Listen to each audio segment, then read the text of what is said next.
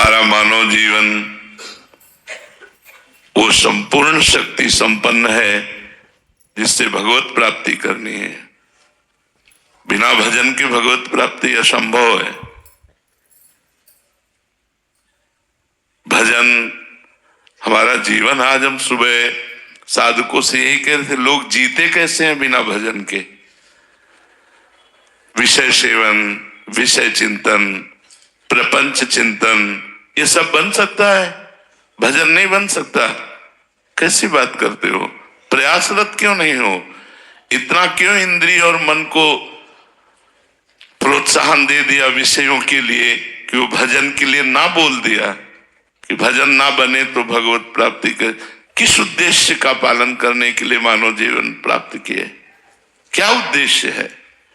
क्या रुपया, समाज प्रियता, मान प्रतिष्ठा, ये सब यहीं धरी रह जाएगी।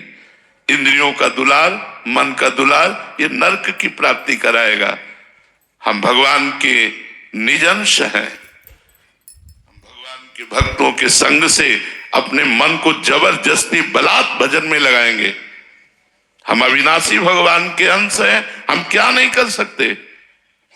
ये कैसे कह दिया कि हम भजन नहीं कर सकते? नहीं, बिल्कुल गलत। निरुत्साहित होकर ऐसे वचन ना बोलने चाहिए और ना ऐसे वचनों को सुनना चाहिए। भजन नहीं कर सकते और सब कर सकते हैं।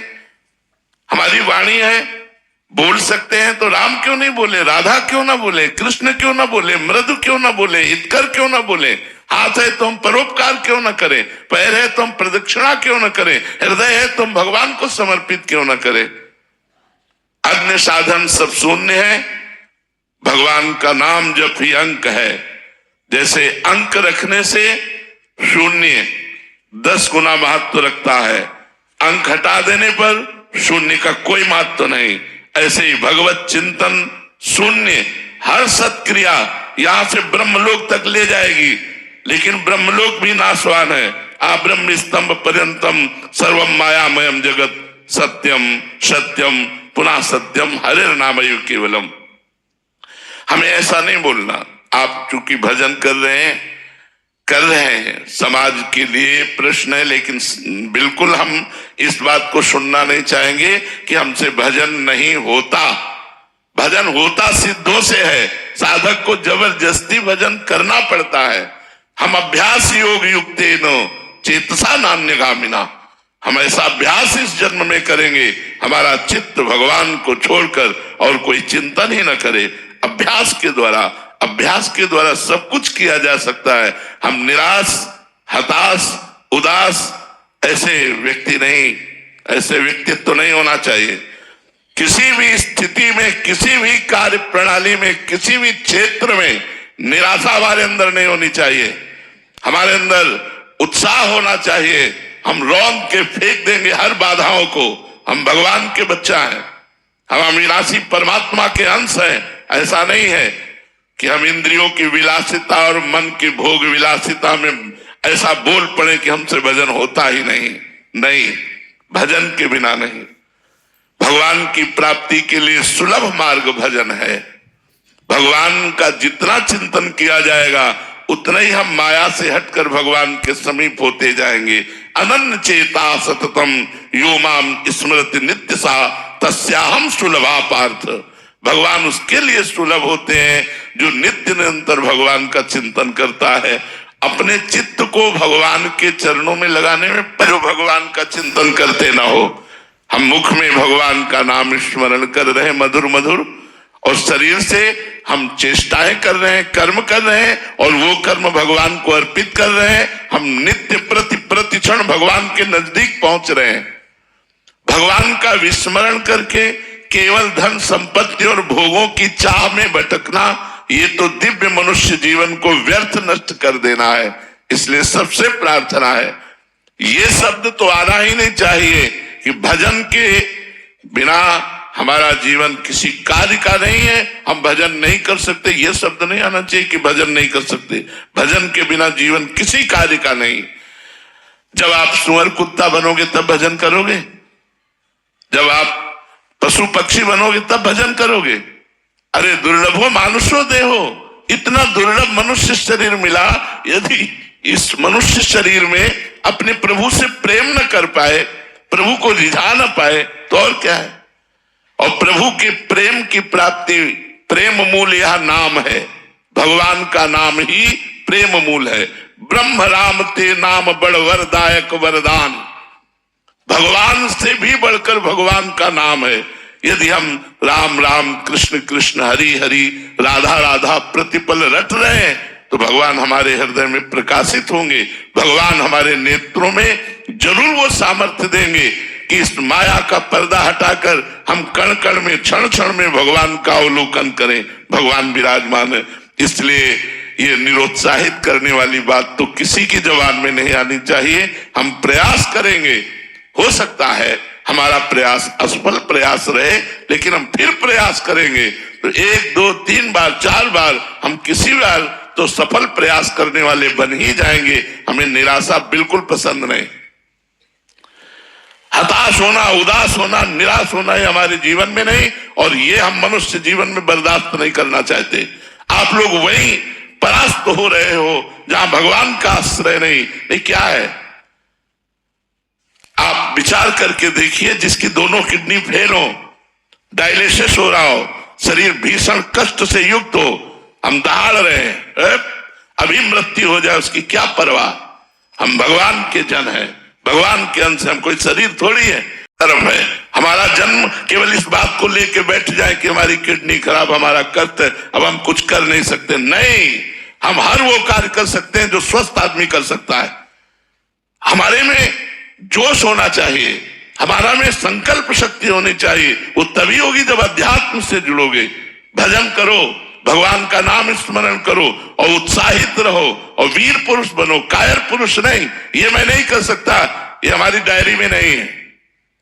अधर्म की बात अलग है, धर्म और सही मार्ग में चलने के लिए ये मैं नहीं कर सकता, ये डायरी में नहीं। हमें जो सतमार्ग में करना है वो हम करेंगे। भजन बड़ा है या माया का प्रकोप बड़ा है, भगवान की कृपा बड़ी है या माया का प्रकोप, ऐसा नहीं। हम सबसे प्रार्थना करते हैं, आप लोग कायर बनोगे तो ना इस लोक के रह जाओगे ना परलोक के रह जाओगे, और वीर बनोगे तो जो चाहोगे वो प्राप्त कर लोगे। तुम भगवान के संतान हो, महाबली अनंत वैभवशाली हनुमान जी महाराज जिनके चरणों को दुलार करते हैं, उन भगवान के बच्चे हो, उन भगवान के अंश हो। तुम में अपार सामर्थ्य, तुम अपनी शक्ति को जागृत करो और जागृत करके भगवत प्राप्ति करो। जब हम भगवान को अधीन कर सकते हैं भगवान का नाम जप करके, तो और क्या नहीं कर सकते। इसलिए खूब नाम जप करो। जबान हिलाने में क्या जाता है, राधा राधा राधा राधा राधा राधा, इसी से भगवत प्राप्ति हो जाएगी। जो कर्म करो भगवान को समर्पित करो, खूब नाम जप करो। देखो, भोग विलास तो लंका में भी बहुत था, लेकिन विभीषण जी ने भक्ति की कि नहीं की। हम वही बात बार बार आपको दोहरा रहे हैं। हमारा जिद्दी स्वभाव होना चाहिए। हम जिस कार्य को करना है उसे करके रहेंगे, चाहे लाख बाधाएं आए, मुझे परास्त कोई नहीं कर सकता। अगर हमारा स्वभाव इस कोटि का रहेगा तो हमें कोई परास्त नहीं कर सकता। लंका निश्चर निकर निवासा, यहाँ कहां सज्जन कर वासा। जहां एक भी सज्जन पुरुष नहीं, घोर राक्षसी प्रवृत्ति का तांडव हो रहा है, वहां विभीषण जी ने वो भक्ति की कि भगवान कह रहे, तुम सारी के संत प्रिय मोरे, धरो देह नहीं आन निहोरे। तुम्हारे जैसे संतों के लिए मैं अवतार धारण करता हूं। जब लंका जैसे क्षेत्र में भक्ति का विस्तार विभीषण जी ने अपने हृदय में कर लिया, तो हम चाहे अमेरिका में हो, चाहे हॉलैंड में हो, चाहे इंग्लैंड में, कहीं भी हो, जब हम नहीं बदलने वाले तो हमें कोई नहीं बदल सकता। हम मांस नहीं खाना चाहते, कोई नहीं खवा सकता। हम मदिरा नहीं पीना चाहते, कोई नहीं पिला सकता। हम व्यभिचार नहीं करना चाहते, कोई नहीं करा। और अगर हम करना चाहते हैं तो भारत में क्या वृंदावन में करोगे? क्या नहीं है यहाँ? अगर भगवान है तो सब कुछ है। यहाँ भगवान भी है तो सब कुछ है। अगर हम भजन न करना चाहें तो वृंदावन में भी भजन नहीं होगा, और भजन करना चाहे तो अमेरिका में, इंग्लैंड में, हॉलैंड में, जहां भी हो तुम सब जगह भजन कर सकते हो, क्योंकि आपको भजन करना है। हम एक ही मेज में बैठे हैं, दूसरा कुछ खा रहा है, हमें जो पसंद हो हम पा रहे हैं। राधा राधा राधा, उसका प्रभाव हमारे ऊपर थोड़ी पड़ जाएगा। एक ही ऑफिस में काम कर रहे हैं, दूसरा अपनी चाल चल रहा है, हम अपनी चाल चल रहे हैं, क्या फर्क पड़ता है। इसलिए ये बात रख कर कि हम विदेश में विषय बाहुल्यता होने के कारण भजन में हम रति नहीं कर पा रहे, ऐसी बात गलत है। बहुत से ऐसे भक्त हैं जो हम आपको बता सकते हैं, हमारे ही परिचय के हैं। एक तो ऐसे गृहस्थ हैं जो 30-35 वर्ष की अवस्था है, रुपया पैसा सब वैभव, और उन्होंने वृंदावन में संकल्प किया आजीवन ब्रह्मचर्य से रहूंगा, कभी कोई व्यसन नहीं करूंगा, कभी कोई गंदा भोजन नहीं करूंगा, और नियमित अष्टयाम सेवा अमेरिका में रह के कर रहे हैं। वो हर हफ्ते 10 दिन में भेजते रहते हैं इन लोगों के पास कि हमारे ये दिनचर्या चल रही, कोई त्रुटि तो नहीं हो रही, रंग बिहार इनके पास भेजते रहते। तो हम ये देख रहे हैं कि जैसी वृंदावन में भावनात्मक सेवा, ऐसी वो अमेरिका में कर रहे हैं। और अब जब आते हैं बड़े दैन्यता से रहते हैं, साधारण अचला लगाया, साधारण कपड़ा पहनते हैं। तो हम अपनी रहनी से रहे। अगर हम अपनी रहनी से न रहे तो भारत में कम विचार हो रहा है क्या, कम व्यसन हो रहा है क्या, कम गंदगी है क्या? आप देख लो ना, नए नए बच्चों की आदतों को देखो कहां बहती हुई चली जा रही है। तो हमें चाहिए कि किसी भी देश या किसी स्थान प्रधानता से हमारी भक्ति नहीं, हमारे उद्देश्य से हमारी भक्ति बढ़े। हम जहां भी हो अपनी भक्ति को अपने हृदय में बसाएं। हम दुआ के व्यवहार को, वहां के आचरणों को अपने हृदय में ना आने दें। तो हम कहीं भी रहे, हम भगवान के बन करके खूब अच्छी तरह भगवान की भक्ति कर सकते हैं। और अगर हम भक्ति ना करें तो वृंदावन में रहकर भी भक्ति नहीं कर सकते। मैं आपसे कह रहा हूं, वृंदावन भगवान का धाम है, यहां भी रह करके वो सब कुछ हो सकता है जो बाहर हो रहा है।